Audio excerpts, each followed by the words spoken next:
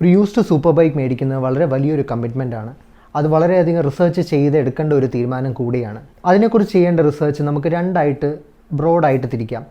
ആദ്യത്തേത് നമ്മൾ മേടിക്കാൻ പോകുന്ന മോഡലിനെ കുറിച്ചും നമ്മുടെ യൂസ് കേസസ് എങ്ങനെ ആയിരിക്കും എന്നുള്ളതിനെക്കുറിച്ചും എടുക്കേണ്ട ഒരു റിസർച്ചാണ്. അത് നമുക്ക് ഡീറ്റെയിൽ ആയിട്ട് വേറൊരു വീഡിയോയിൽ പറയാം, കാരണം അത് അത്രയ്ക്ക് ബ്രോഡായിട്ടുള്ളൊരു സബ്ജക്റ്റാണ്.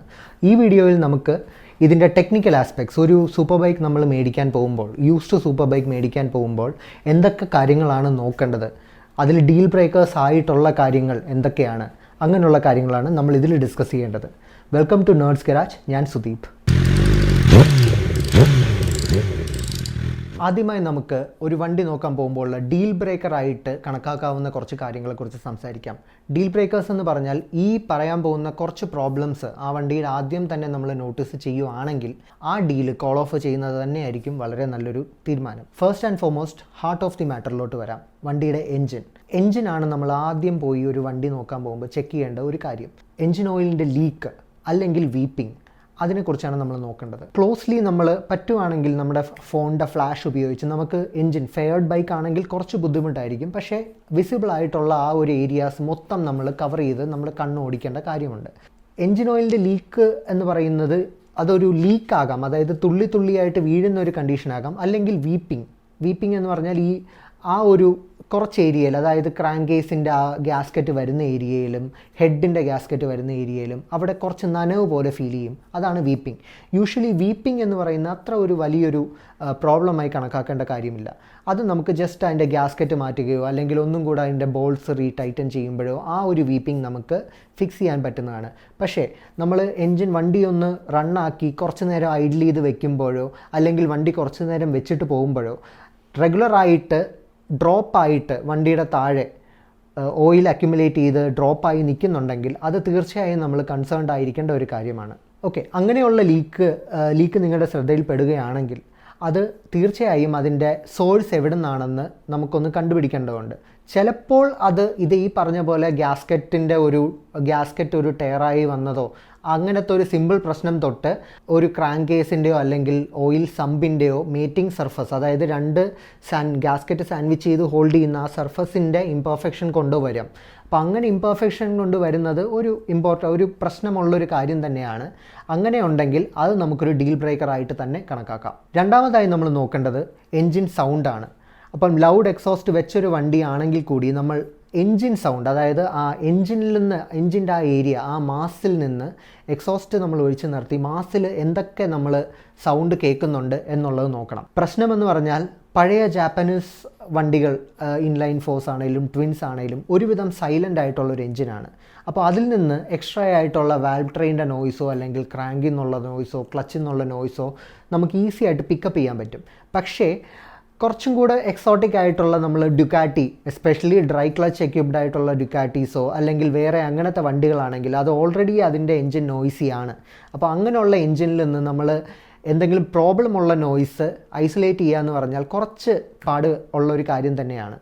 അപ്പോൾ അങ്ങനെയുള്ള കാര്യത്തിൽ നമ്മൾക്ക് ഒരു മെക്കാനിക്ക് കൂടെ ഉണ്ടാകുന്നത് വളരെ നല്ലതായിരിക്കും. അങ്ങനെ ഒരു എക്സോട്ടിക് ആയിട്ടുള്ളൊരു വണ്ടി നോക്കാൻ പോവുകയാണെങ്കിൽ യൂഷ്വലി ക്വയറ്റ് ആയിട്ടുള്ളൊരു എൻജിൻ, ലെറ്റ്സ് സേ ഒരു ജാപ്പനീസ് ഇൻലൈൻ 4 എൻജിൻ ആണെങ്കിൽ നമുക്ക് ആദ്യം അതിൻ്റെ എൻജിനിൽ നിന്ന് നോയ്സ് എന്തൊക്കെ തരത്തിലുള്ളത് വരുന്നുണ്ടെന്ന് നോക്കണം. ക്രാങ്ക് കേസിൻ്റെ അതാണോ, അല്ലെങ്കിൽ നമ്മുടെ ക്ലച്ചിൻ്റെ സൈഡിൽ നിന്നുള്ള സൗണ്ടാണോ, അല്ലെങ്കിൽ വാൽവ് ട്രെയിനിൻ്റെ സൗണ്ടാണോ, അതായത് ഹെഡിൽ നിന്നുള്ള സൗണ്ടാണോ, അത് എന്തൊക്കെയാണെന്നുള്ളത് സൂക്ഷ്മമായിട്ട് നമ്മൾ നിരീക്ഷിക്കേണ്ട കാര്യമുണ്ട്. വാൽവ് ട്രെയിനിൽ നിന്നുള്ള സൗണ്ട് ആണെങ്കിൽ അത് നമ്മൾ എന്ത് ചെയ്യണമെന്ന് വെച്ചാൽ ആ വണ്ടി എത്രയാണ് ആക്ച്വലി ഓടിയിട്ടുള്ളതെന്ന് നോക്കണം.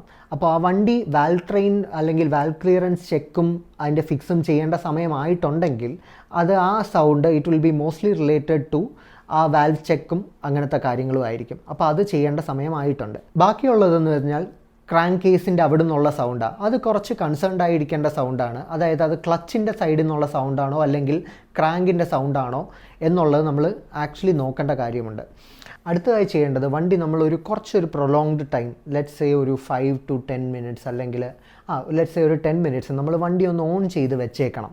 അപ്പോൾ നോക്കേണ്ട കുറച്ച് കാര്യങ്ങളാണ്. നമ്മൾ നേരത്തെ എൻജിൻ നോയ്സിൻ്റെ കാര്യങ്ങൾ പറഞ്ഞു, അതിൻ്റെ കൂടെ തന്നെ ചെയ്യാവുന്നതാണിത്.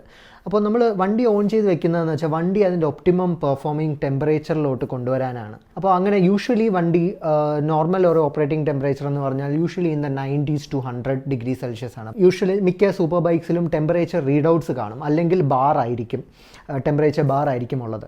അപ്പോൾ ഒരു 90 ലെറ്റ്സ് സേ ഒരു 90 to 100 എന്ന് പറയുന്നതാണ് ഒരു സൂപ്പർ ബൈക്ക് അല്ലെങ്കിൽ നോർമൽ ഒരു ബൈക്കിൻ്റെ ഓപ്പറേറ്റിംഗ് ടെമ്പറേച്ചർ.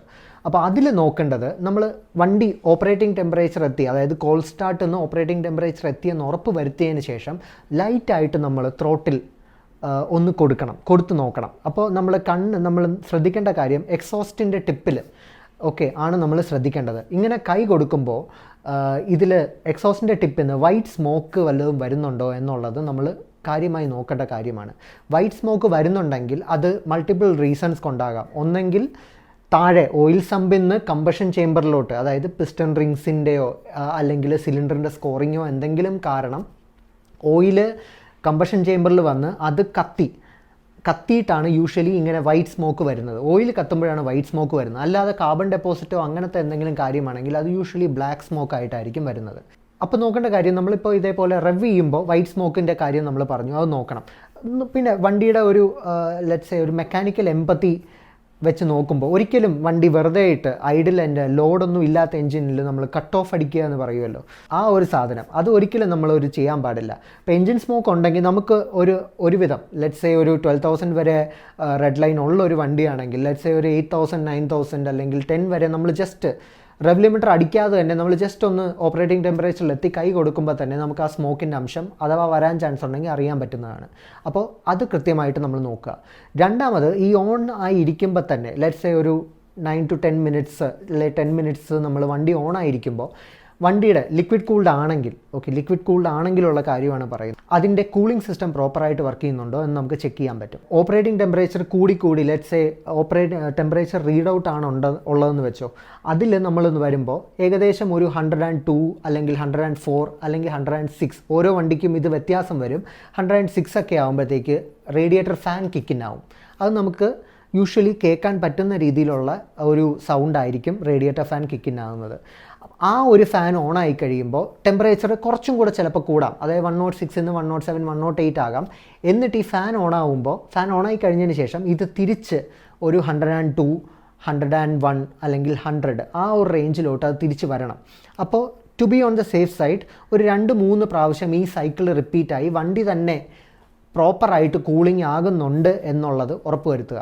ഇങ്ങനെ കൂൾ ഡൗൺ ആകുന്നില്ല, അതായത് കൂടിയ ടെമ്പറേച്ചർ താഴോട്ട് വരുന്നില്ല, ടെമ്പറേച്ചർ കൂടിക്കൊണ്ട് തന്നെ വരുവാണ്, എന്നിട്ട് ഇതിൻ്റെ ഓവർ ഹീറ്റിൻ്റെ വാർണിങ്ങോ എന്തെങ്കിലും കാണിച്ച് വണ്ടി കട്ട് ഓഫ് ആകുകയോ അങ്ങനെ വല്ലതും ചെയ്യുവാണെങ്കിൽ അതിൻ്റെ കാരണം എന്താണെന്നുള്ളത് നമ്മൾ കണ്ടുപിടിക്കണം.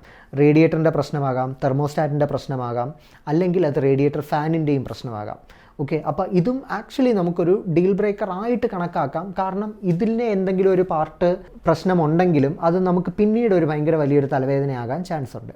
അടുത്തൊരു ഡീൽ ബ്രേക്കർ എന്ന് പറഞ്ഞാൽ വണ്ടിയുടെ നമ്മൾ ഷാസി ചെക്ക് ചെയ്യുക എന്നുള്ളതാണ്. അപ്പോൾ ഷാസിയിൽ എന്തൊക്കെയാണ് നമ്മൾ ചെക്ക് ചെയ്യേണ്ടത്? മെയിനായിട്ട് ഷാസിയിൽ നമ്മൾ നോക്കേണ്ടത് ലെറ്റ്സ് സേ ഒരു മോഡേൺ സൂപ്പർ ബൈക്ക് ആണെങ്കിൽ യൂഷ്വലി അതിൻ്റെ വളരെ തിക്കായിട്ടുള്ള, ഒന്നെങ്കിൽ ഒരു തിക്കായിട്ടുള്ള ഈ ഇരിക്കുന്ന CBR 1000 പോലത്തെ അതിൻ്റെ ഒരു ഷാസി ആയിരിക്കാം, അല്ലെങ്കിൽ ട്രൈലിസ് ഫ്രെയിം ആയിരിക്കാം. അപ്പോൾ ഇതിലെല്ലാം കോമൺ ആയിട്ട് വരുന്നൊരു ഫാക്ടർ എന്ന് പറഞ്ഞാൽ വെൽഡ്സ് ആണ്. ആ വെൽഡിങ് പല സെക്ഷനായിട്ട് വെൽഡ് ചെയ്തിരിക്കുന്നതായിരിക്കും ഈ ഷാസികളെല്ലാം തന്നെ. അപ്പോൾ അതിൽ നോക്കേണ്ട ഒരു കാര്യം, ഈ വെൽഡ് മാർക്കിലും വെൽഡ് ചെയ്ത ആ സ്പോട്ടിലും ബാക്കി കാര്യങ്ങളിലും ക്രാക്സ് എന്തെങ്കിലും വിസിബിൾ ആയിട്ടുണ്ടോ എന്നുള്ളതാണ്.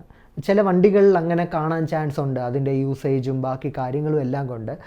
ക്രാക്സ് വരുവാണെങ്കിൽ അതൊരു വലിയ ഡീൽ ബ്രേക്കറായിട്ട് തന്നെ നമുക്ക് കണക്കാക്കണം. കാരണം ഫാക്ടറിയിൽ നിന്ന് വന്നൊരു ഷാസിയും വെൽഡ് ചെയ്ത് റെഡിയാക്കിയ ഒരു ഷാസിയും ഒരിക്കലും നമുക്ക് കമ്പയർ ചെയ്യാൻ പറ്റത്തില്ല. അത് ആക്ച്വലി ഒരു ഡീൽ ബ്രേക്കർ തന്നെയാണ്. അപ്പോൾ നമ്മൾ ചെയ്യേണ്ടത് മാക്സിമം നമ്മൾ പോസിബിൾ ആയിട്ടുള്ള ഏരിയാസ്, നമുക്ക് വിസിബിൾ ആയിട്ടുള്ള ഷാസിയുടെ പോർഷൻസ് എല്ലാം ക്ലോസ് ആയിട്ട് നമ്മൾ ഇൻസ്പെക്റ്റ് ചെയ്യുക. പിന്നെ ഇതേപോലെ കുറച്ച് ഏരിയ ഉള്ള ഈ ഫയർ ബ്ലേഡ് പോലെ കുറച്ച് ഏരിയ ഉള്ള ഷാസി ആണെങ്കിൽ നമുക്ക് സൈഡിൽ നിന്നൊക്കെ നോക്കുമ്പോൾ അതിൻ്റെ ഒരു സ്മൂത്ത് ഫിനിഷ്, അല്ലെങ്കിൽ ആ പെയിൻറ്റിങ്ങിൻ്റെ അല്ലെങ്കിൽ ആ കോട്ടിങ്ങിൻ്റെ ഫിനിഷ് സ്മൂത്തായിട്ട് തുടക്കം മുതൽ അവസാനം വരെ ഉണ്ടോ എന്നുള്ളത് നമ്മൾ നോക്കണം. അതിലെന്തെങ്കിലും നമുക്ക് ആ ഫിനിഷിൻ്റെ വ്യത്യാസമോ അല്ലെങ്കിൽ ആ ഒരു സ്മൂത്ത്നെസ്സിന് വേരിയേഷനോ കാണുവാണെങ്കിൽ അത് നമുക്ക് റിപ്പയർ ചെയ്ത ഷാസി ആണെന്ന് നമുക്ക് കൺക്ലൂഡ് ചെയ്യാവുന്നതാണ്. അങ്ങനെയുള്ള സന്ദർഭങ്ങളിൽ മാക്സിമം ആ ഒരു വണ്ടിയിൽ നിന്ന് മാറിപ്പോകുന്നത് തന്നെയാണ് ഏറ്റവും നല്ലത്. അടുത്തതായി ഉള്ളത് ഷാസിയിലെ ബെൻഡ് കണ്ടുപിടിക്കുക എന്നുള്ളത്. അപ്പോൾ അതൊരു കുറച്ച് ട്രിക്കിയാണ്. കാരണം അതിനായിട്ട് നമ്മൾ വണ്ടി ഓണറിൻ്റെ പെർമിഷൻ എടുത്ത് നമ്മളൊന്ന് വണ്ടി ഒന്ന് തറവായിട്ടൊന്ന് ഓടിച്ചു നോക്കണം. ഓടിച്ചു നോക്കുമ്പോൾ ശ്രദ്ധിക്കേണ്ട കാര്യങ്ങളെന്ന് വെച്ചാൽ വണ്ടി it should be true always. True എന്ന് പറഞ്ഞു കഴിഞ്ഞാൽ വണ്ടി നേരെ ആയിരിക്കണം പോകുന്നത്. അതായത് നമ്മൾ വണ്ടി നേരെ ആയിരിക്കും പോകുന്നത്, പക്ഷേ ഹാൻഡിൽ ബാറും അതിൻ്റെ കൂടെ നേരെ തന്നെ പോകണം. അതാണ് ഏറ്റവും വലിയൊരു പോയിൻ്റർ. വണ്ടിക്ക് ഷാസിക്ക് വേറെ വളവോ തിരിവോ ഒന്നും ഇല്ല എന്നുള്ളത്. ഇപ്പോൾ ചില കേസിൽ സംഭവിക്കുന്ന ആക്സിഡൻറ്റ് വണ്ടി ആണെങ്കിൽ വണ്ടി നേരെ പോകുന്നതായിരിക്കും, പക്ഷേ നമ്മൾ ക്ലോസ് ആയിട്ട് വാച്ച് ചെയ്ത് കഴിഞ്ഞാൽ ഹാൻഡിൽ ലെഫ്റ്റിലോട്ടോ റൈറ്റിലോട്ടോ ഒരു ചെറിയൊരു വളവ് കാണും. ഓക്കെ, അപ്പോൾ നമ്മുടെ കൈയിൻ്റെ ആംഗിളും നമുക്ക് ഓടിക്കുമ്പോൾ ഒരു പക്ഷേ ചിലപ്പോൾ നമുക്കത് പെട്ടെന്ന് തന്നെ അത് മനസ്സിലാകും. അങ്ങനെ ഒരു ബെൻഡ് ഉണ്ടെങ്കിൽ ഉറപ്പിക്കാം അതെന്തോ ഒരു ഫോളിൽ, ഒന്നെങ്കിൽ അത് നോർമൽ ഒരു ഫോൾ ആയിരിക്കാം, അല്ലെങ്കിൽ എന്തെങ്കിലും ഒരു ആക്സിഡൻറ്റിൽ ഇൻവോൾവ് ചെയ്തതായിരിക്കാം. അപ്പോൾ അത് നമ്മൾ തീർച്ചയായും കണ്ടുപിടിക്കേണ്ട കാര്യമാണ്. അപ്പോൾ ഇതാണ് നമ്മൾ വണ്ടി ഓടിക്കുക എന്ന് പറയുന്നത്. അപ്പോൾ വണ്ടി ഓടിക്കുമ്പോൾ നമ്മൾ നോക്കേണ്ടത് ഈ ഒരു കാര്യമാണ്. മാത്രമല്ല വേറെ കാര്യമെന്ന് വെച്ചാൽ ജസ്റ്റ് ഒന്ന് ഓടിച്ച് സേഫ് ആണെന്ന് ഉറപ്പ് വരുത്തിയതിന് ശേഷം ജസ്റ്റ് ഒന്ന് ഹാൻഡിൽ നിന്നൊന്ന് കൈവിട്ട് നോക്കുക. കൈവിട്ട് നോക്കുമ്പോൾ വണ്ടി ലെഫ്റ്റിലോട്ടോ റൈറ്റിലോട്ടോ പുള്ള് ചെയ്യരുത്. ലെഫ്റ്റിലോട്ടോ റൈറ്റിലോട്ടോ ട്രാക്ക് ചെയ്യാതെ നേരെ തന്നെ, അതും ട്രൂ ആയിട്ട് തന്നെ സ്ട്രെയിറ്റ് ആയിട്ട് തന്നെ പോകണം. ലെഫ്റ്റിലോട്ടോ റൈറ്റിലോട്ടോ എങ്ങോട്ടെങ്കിലും ഏതെങ്കിലും ഒരു സൈഡിലോട്ട് പോകുന്നുണ്ടെന്ന് നമുക്ക് തോന്നിക്കഴിഞ്ഞാൽ ഡെഫിനറ്റ്ലി അതിനെന്തോ അലൈൻമെൻറ്റിൻ്റെ പ്രോബ്ലമോ അല്ലെങ്കിൽ ഷാസി തന്നെ ട്വിസ്റ്റോ വളവോ എന്തോ ഉണ്ട്. ഈ ടെസ്റ്റ് ഡ്രൈവ് എടുക്കുമ്പോൾ തന്നെ നോക്കേണ്ട വേറെ കുറച്ച് കാര്യങ്ങളും കൂടെ ഉണ്ട്. അതായത് ഡീൽ ബ്രേക്കേഴ്സ് ആയിട്ടുള്ളത്. ഒന്ന് മെയിനായിട്ട് പറയുന്നത് അതിൻ്റെ ഗിയർ ബോക്സ് ആണ്. അതായത് യൂഷ്വലി ഇപ്പോഴത്തെ പുതിയ സൂപ്പർ ബൈക്സ് എല്ലാം നമ്മുടെ പഴയ വണ്ടികൾ പോലല്ല, എല്ലാം നല്ല പ്രിസിഷൻ മെഷീൻഡാണ്. അപ്പോൾ ഫോൾസ് ന്യൂട്രൽസ് ഒക്കെ വരുന്നത് വളരെ കുറവാണെന്ന് തന്നെ പറയാം. അപ്പോൾ നമ്മൾ നോക്കേണ്ടതെന്ന് വെച്ചാൽ ഫസ്റ്റിനും സെക്കൻഡിനും ഇടയ്ക്കൊരു ന്യൂട്രലുണ്ട്. അതല്ലാതെ വേറെ ഏത് ഗിയറിൻ്റെ ഇടയ്ക്ക് ഒരു നമ്മൾ ഇൻറ്റൻറ്റ് ആകാതെ വണ്ടി ജസ്റ്റ് ഡ്രൈവ് ഇല്ലാതെ പോകുന്ന ഒരു കണ്ടീഷനെയാണ് ഫോൾസ് ന്യൂട്രൽ എന്ന് പറയുന്നത്. അതായത് സെക്കൻഡിൽ നിന്ന് തേർഡിൽ പോകുമ്പോൾ അതിനിടയ്ക്ക് വണ്ടി ന്യൂട്രൽ ആയ പോലെ അടിച്ച് നിൽക്കുകയാണെങ്കിൽ അതൊരു ഫോൾസ് ന്യൂട്രലാണ്. അപ്പോൾ അങ്ങനെ ഫോൾസ് ന്യൂട്രൽസ് എൻകൗണ്ടർ ചെയ്യുന്നുണ്ടോ എന്ന് നോക്കുക. ഗിയർ ഷിഫ്റ്റ് റീസണബിളി ബാക്കിയുള്ള വണ്ടികളെ വെച്ച് കമ്പയർ ചെയ്യുമ്പോൾ ആ ഒരു മോഡലിൽ ഗിയർ ഷിഫ്റ്റ് പോസിറ്റീവായിട്ട് ഗിയർ ഷിഫ്റ്റ് ആകുന്നുണ്ടോ, അല്ലെങ്കിൽ ഗിയർ ഭയങ്കര ടൈറ്റായിട്ടിരിക്കുന്നുണ്ടോ, അങ്ങനെ എന്തെങ്കിലും ഉണ്ടോ എന്നുള്ളത് ഈ ടെസ്റ്റ് റൈഡിൽ നമ്മൾ നോക്കേണ്ട കാര്യമാണ്. അത് കഴിഞ്ഞ് വരുന്നത് നമ്മുടെ ക്ലസ്റ്ററിലോട്ട് വരാം. അതായത് നമ്മുടെ ഇൻസ്ട്രുമെൻറ്റ് ക്ലസ്റ്റർ.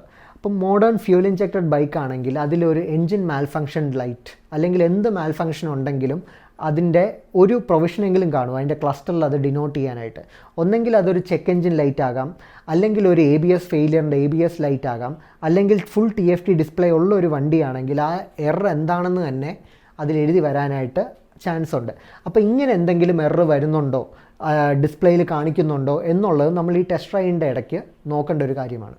വണ്ടി ഓടിക്കുന്നതിന് മുന്നേ വേറൊരു കാര്യം കൂടെ നമുക്ക് നോക്കാം. അതായത് ഫ്യൂൽ ഇഞ്ചക്റ്റഡ് ബൈക്ക് ആണെങ്കിൽ നമ്മൾ കീ ഓൺ ചെയ്ത് എൻജിൻ കിൽ സ്വിച്ച് ഓൺ പൊസിഷനിലാക്കി കഴിഞ്ഞാൽ നടക്കുന്ന ഒരു പ്രൊസീജിയറാണ് ഫ്യൂവൽ പമ്പ് പ്രൈമിംഗ് എന്ന് പറയുന്നത്.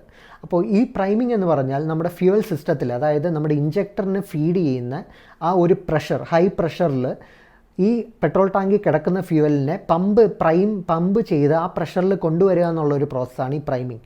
അപ്പോൾ യൂഷ്വലി നിങ്ങൾ ശ്രദ്ധിച്ചിട്ടുണ്ടാകും, നിങ്ങളുടെ fuel injected bike key on ചെയ്ത് ഇഗ്നിഷൻ സ്വിച്ച് ഫ്ലിപ്പ് ചെയ്താൽ ഉടനെ ഒരു 3 അല്ലെങ്കിൽ ഒരു 5 സെക്കൻഡത്തേക്ക് ഒരു ഇലക്ട്രോണിക് വിറിങ് നോയ്സ്, ഒരു കീ എന്ന് പറയുന്ന ഒരു നോയ്സ് ഇതിൽ കേൾക്കാം. അതാണ് ഫ്യൂൽ പമ്പ് പ്രൈമിങ്ങിൻ്റെ നോയ്സ്. അപ്പോൾ ഈ ഒരു നോയ്സ് നമ്മളൊന്ന് നോക്കണം. കാരണം എന്താ പറ്റുന്നതെന്ന് വെച്ചാൽ ഇപ്പോൾ പമ്പിന് എന്തെങ്കിലും പ്രശ്നമുണ്ടെങ്കിൽ ഈ ഒരു സൗണ്ട് ഓവർലി ലൗഡായിരിക്കും.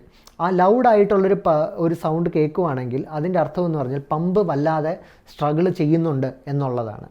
ഓക്കെ, അപ്പോൾ ഇതിൻ്റെ കൂടെ തന്നെ വേറൊരു കാര്യം നോക്കാനുള്ളത്, വണ്ടി ഓടിക്കുന്നതിന് മുന്നേ ജസ്റ്റ് ഒന്ന് ഫ്യൂൽ ടാങ്ക് ഒന്ന് തുറന്ന് അതിൻ്റെ അകത്തോട്ട് ഒരു ഫ്ലാഷ് ലൈറ്റ് അടിച്ചൊന്ന് നോക്കേണ്ടതാണ്. What you should be looking in two is rest. അപ്പോൾ റസ്റ്റ് ഫ്യൂൽ ടാങ്കിലോട്ട് വന്നിട്ടുണ്ടോ എന്ന് നമ്മൾ നോക്കേണ്ട ഒരു കാര്യമാണ്. കാരണം അതൊരു വലിയൊരു ഡീൽ ബ്രേക്കർ ആകാം. കാരണം ഗ്രാജുവലി ഈ റസ്റ്റ് നമ്മൾ കൺട്രോൾ ചെയ്തില്ല അല്ലെങ്കിൽ ഫിക്സ് ചെയ്തില്ലെങ്കിൽ ഇത് കൂടി ഈ റസ്റ്റ് നേരെ പമ്പിലോട്ട് പോവുകയും പമ്പിൽ നിന്ന് ഇഞ്ചക്ടറിൽ പോയി ഭയങ്കരമായിട്ട് ക്ലോഗിങ്ങും ബാക്കി റിലേറ്റഡ് പ്രശ്നങ്ങളും ഉണ്ടാക്കുന്ന ഒരു പ്രശ്നമാണ് ഫ്യൂൽ ടാങ്ക് റസ്റ്റ്. അപ്പോൾ എപ്പോഴും വണ്ടി നോക്കുമ്പോൾ ജസ്റ്റ് ഒന്ന് തുറന്ന് സമയമെടുത്ത് അതിൻ്റെ ഫ്യൂൽ ടാങ്കിലോട്ടൊന്ന് എത്തി നോക്കുന്നത് വളരെ നല്ലതായിരിക്കും.